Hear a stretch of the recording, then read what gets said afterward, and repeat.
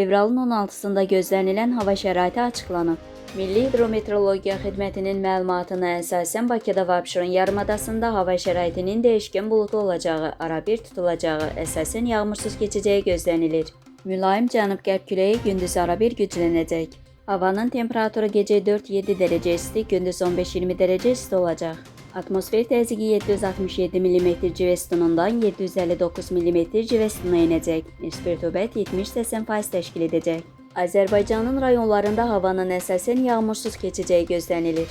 Gecə və səhər bəzi dağlıq və dağətəyi rayonlarda arabir duman olacaq. Qərb küləyi bəzi yerlərdə arabir güclənəcək. Havanın temperaturu gecə 6-11 dərəcə isti, gündüz 15-20 dərəcə isti. Dağlarda gecə 3-8 dərəcə isti, gündüz 13-18 dərəcə isti olacaq.